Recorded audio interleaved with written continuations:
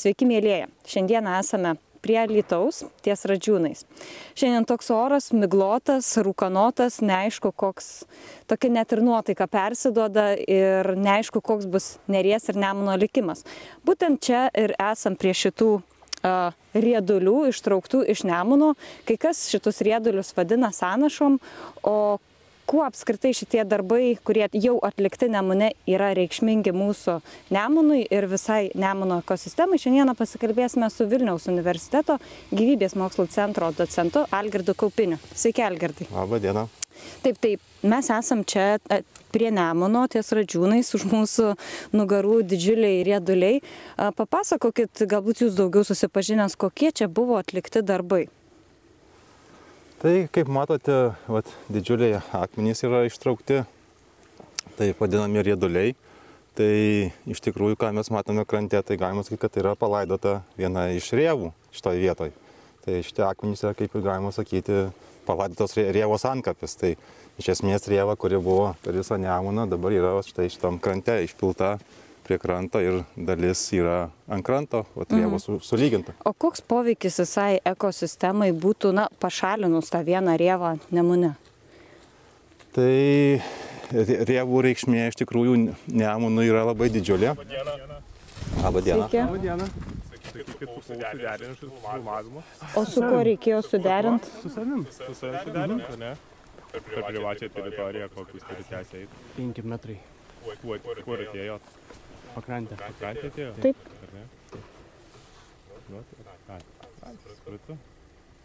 O jūs galit prisistatyti? Kodėl aš turiu prisistatyti? Tai jūs atėjot pas mus pakalbinti. Aš Monika Kazlauskaitė, žurnalistė. O jūs kas Šiaip mums toks? trukdot filmavimą viešoje vietoje.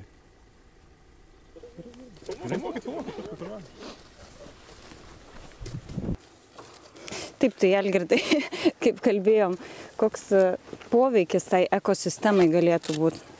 Tai rėvų reikšmė iš tikrųjų yra labai didelė. Pirmiausia, tai yra kaip ir upės karkasas, kuris susiformavo konkrečiai, kalbant apie Nemuną, tai vis jau 9000 metų formavosi. Ir iš esmės jisai lemia visas upės hidrologinės savybės, tiek srovės greitį, tiek patį nešmenų judėjimą. Be to rėvos yra kaip ir hidrografinis gamtos paveldas. Ir Nemune yra 3 rėvos, kurios yra saugomos valstybėje. Jos yra Dzūkijos nacionaliniame parke. Tai Bajorės rėva, yra Ciuvėjo rėva ir Panemunės rėva. Tai jos yra saugomos valstybės 3 rėvos, apskritai tokia, 4 rėvos tai yra saugomos. O kaip suprantu, čia kas buvo padaryta, tai jau nebuvo papuolę į tas saugomas, ar ne, teritorijas? Taip, čia nebuvo, bet iš tikrųjų aplink Alytų yra nemaža dalis rėvų, kurios yra Nemuno vidurinėje dalyje, vidurupyje, tai maždaug 8 rėvos. Steponas Kolupaila, kuris iš esmės yra upių hidrologijos pradininkas, tai priskaičiavo 9. Tai 8 rėvos ir iš esmės jos visos apie Alytų yra daugiau ar mažiau nukastas. O kokia rėvų reikšmė, tai galima pasakyti pačio Nemuno pavyzdžio, nes pačios didžiausios rėvos Nemune tai buvo prie dabartinių Rumšiškių. Tai jos pavadintos tokiais keistais vardais, kurie ir sakot, kad buvo įspūdingos rėvos. Tai Velnio tiltas ir Velnio pirtis. Velnio pirtis taip pat didžiausia rėva, bet jos buvo palaidotos užliejus Kauno marias, užpylus. Taip. Tai pavyzdys, kad tuo metu atlikti tyrimai prieš patvenkiant marias rodė, kad tose vietose prie Kauno gyveno didžioji dalis eksperimentinių duomenų, rodė, kad buvo, pavyzdžiui, didžioji dalis sugavimuose žiobriai ir ūsoriai. Dabar Kauno mariose dominuoja kuoja ir plakis. Tai pasikeitimas toksai akivaizdus, kai nebelieka rėvų. Aha. O tarkim, ar ne šitos rėvos pašalinimas, dabar mes stovim ant tokios, kaip, pavadinčiau ją, tai būna, ar kažkas panašaus į tai, tai čia, kaip suprantu, čia ir ta būna bandyta suformuoti ties čia, kaip jūs galvojat? Iš tikrųjų, sunku suprasti, kas čia buvo daryta, bet kažkaip matosi supiltas smulkesnė frakcija į aukštą krantą ir ant viršaus užpilta žemė, išlygintas ir pakeistas beto krantas. Tai man sunku pasakyti, ar čia buvo daryta prieplauka, ar čia būna ir iš tikrųjų čia kas tuos darbus vykdė, turėtų atsakyti konkrečiau, nes čia atrodo nelogiška tokie darbai. Gal tas vyrukas, kuris buvo užsukęs, papasakos paskui mums irgi prieš kamerą, kas čia padaryta, ar būna, ar prieplauką planuojama daryti. Algirdai, jūs jau užsiminėt apie poveikį žuvim, tai Nemunas, tokia yra buveinė ūsoriams, salačiams. Ką tai reikštų, ir kitoms žuvims be mano jau paminėtų tų rėvų kasimas, šalinimas? Tai iš tikrųjų akmenynai Nemune labai svarbus, nes akmenynai sudaro specifinius biotopus. Ir kalbant konkrečiai apie žuvis, tai apie 10 ir virš 10 žuvų rūšių susijęs su akmenynais. Bet be žuvų dar gyvena prie tokių akmenų ir įvairūs bestuburiai, kuriais maitinasi žuvys, nes kiekvienas akmuo apauga, tai vadinamas epifitais, įvairūs dumbliai būna, kuriais maitinasi tie bestuburiai. Tai yra paskaičiuota, kad kažkur tai Nemuno akmenynuose gyvena susijusių maždaug apie 70 rūšių bestuburių. Ir čia buvo retos rūšys, pavyzdžiui, valioji geldutė, kuri įrašyta raudonoje knygoje, irgi susijusi su akmenynais. Tai bestuburių kompleksas, kuris yra labai svarbus.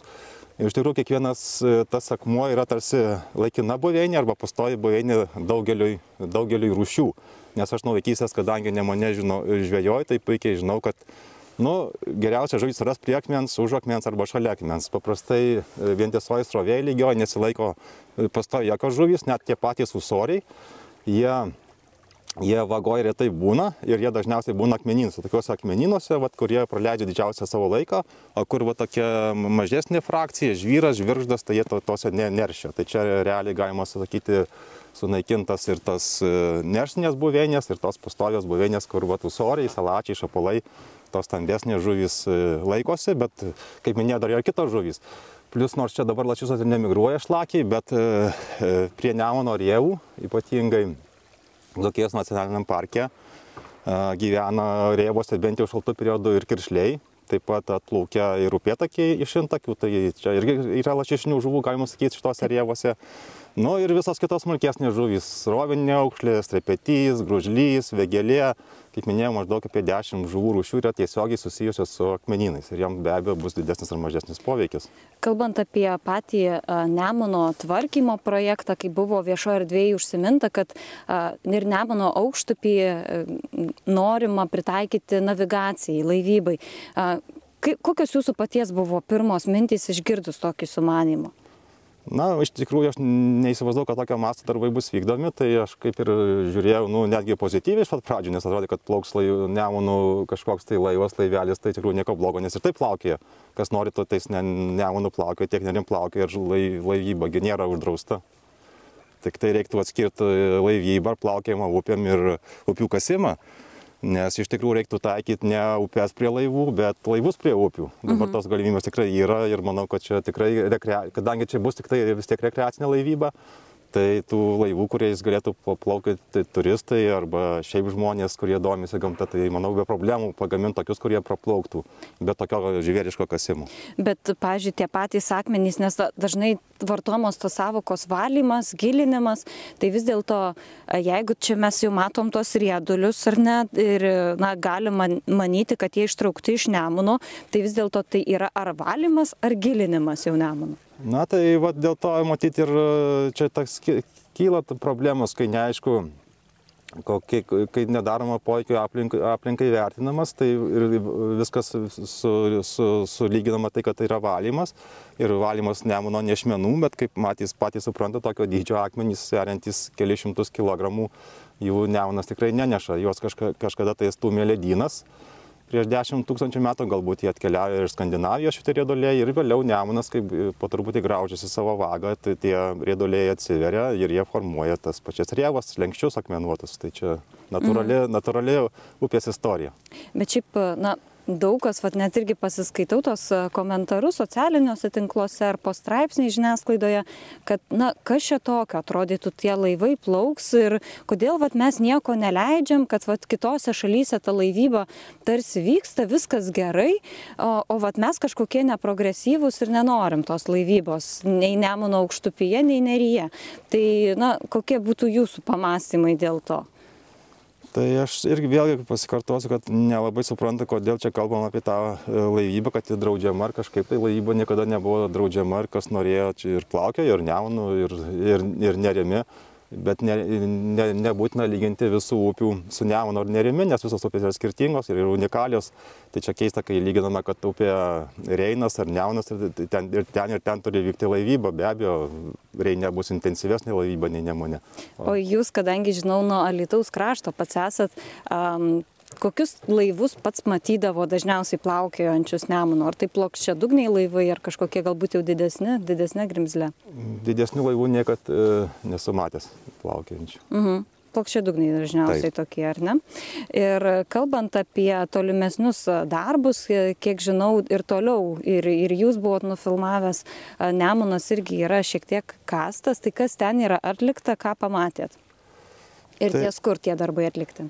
Tai vat čia, kadangi čia yra aukščiau Alytaus, galima sakyti, ir Radžiūnų kaimas, tai iš esmės žiūrint žemyn, tai ten vat yra ir kitos rėvos, čia Lazaukos rėva pavadinta Stepono Kolupailos, nukasta jau, na ir toliau ten kiaulės, paršiukų, kuilio, avino rėvos, jos visos yra daugiau ar mažiau nukastos, kai kur tos rėvos supiltos pačiam Nemune, visiškai be jokios kažkokios plano, kaip matosi, tiesiog iškasta vaga ir palikta ir, na, kad būtų tiesiog tiesi vaga padaryta. Negalima taip sakyti. Viešoje erdvėje buvo tokių minčių išsakyta, kad kitose Europos valstybėse, net Šveicarijos atvejais buvo paminėtas, kad laivyba vyksta net rezervatuose. O vat mes kažkodėl to daryti nenorim savo saugomose teritorijose. Vis dėlto Šveicarija nėra ES valstybė, ar ne? Ar galim lyginti tokius atvejus? Nes mes esam tam tikrą prasme priklausomi šiek tiek ir nuo ES direktyvų ir įvairių reglamentų. Na, tai galima palyginti, aišku, Šveicarijoje ir Reine tai laivyba vyksta visai kitokia ir čia lyginti negalima, nes visai kitokios upės. Bet pas mus irgi ta laivyba vyksta saugomose teritorijose. Va čia visiškai šalia yra botaninis draustinis Visgirio ir pro jį galima plaukioti, nieks nedraudžia plaukti. Dar žemiau yra Nemuno Kilpų regioninis parkas, ten irgi gali kas nori plaukioti, aukščiau yra Dzūkijos nacionalinis parkas, irgi gali plaukti kas nori, nieks nedraudžia praplaukti. O kas liečia bendrą politiką, tai šiuo metu nėra ES, Šveicarijoje tuo pačiu, upės nekasamos, vagos netiesinamos. Nemačiau tokių projektų. Ta pati Šveicarija, nors ir nėra ES, bet susidarius savo planą iki 80 metų atstatyti, atkurti 4000 km upių. Tai maždaug 50 km per metus. Tai va tokie yra vykdomi projektai Šveicarijoje. ES irgi įsipareigojama pagal vandens pagrindų direktyvą atkurti upes. Tai yra būtent upės atkuriamos, tai vagos yra grąžinamos į natūralių vangių vingiuotumą. Nes upė natūraliai tiesiai neteka, paprastai jinai teka sudarydama įvairius vingius ir būtent tos vingius formuoja slenkščiai, rėvos, tai kitose upėse jos atstatomos, tai rėvos atkuriamos. Jos neiškasamos, bet atkuriamos. Tai atvirkštiniai procesai ir pas mus tai Lietuvoje taip pat buvo pradėti vykdyti tie procesai, kai buvo mažesnės upės Šiaurės Lietuvoje atkuriamos, bet čia matome dabar atvirkštinį procesą, tai rėvos yra gražinamos, negražinamos, bet perkeliamos į krantus arba iš vis kažkur taip pašliavamos po vandenį. Kartais pasigirsta kalbų, kad tas nenoras įveiklinti upių, pritaikyti jas laivybai, toks sovietų okupacijos ar ne pėdsakas, tarsi randas, kad sovietai slopino tą laivybą, tarpukariu to laivyba esą vyko ir anksčiau. Vis dėlto galbūt jums teko daugiau domėtis, kaip ta laivyba ar vyko sovietų okupacijos laikotarpiu, ar nevyko, ar tarpukariu vyko kažkokia intensyvesnė laivyba pačiu Nemunu. Iš tikrųjų, daug aš nesidomėjau tą laivybą, bet man rodos, kad Nemune ta visiems gerai žinoma raketa, jinai būtent buvo sukurta plaukioti tarybiniais laikais. Tai ta prasme dabar jinai vėl atgaivinama, tai galima kitaip pažiūrėti, kad atgaivinami tarybiniai laikai plaukioti raketa. Čia žinot, kaip pažiūrėsi tą patį klausimą. Bet aš kaip sakau, tai Nemuno Nerim gali plaukioti kas nori ir ta prasme čia nebuvo niekada uždrausta plaukti. Yra kilusi tokia iniciatyva iš mokslininkų bendruomenės, kad reiktų inicijuoti pokytį mūsų įstatymuose ir išbraukti vandens kelią ar ne Neryje ir Nemuno aukštupyje. Ką jūs galvotumėte apie tai? Kad teisiškai būtų išspręstas šitas klausimas ir mes jau nebediskutuotume, ar čia gilinti, tvarkyti, kasti, nekasti. Tai aš pasakysiu Nemuno pavyzdžių, tai liūdna, bet realiai dabar ir lieka tik tai 10% natūralaus Nemuno.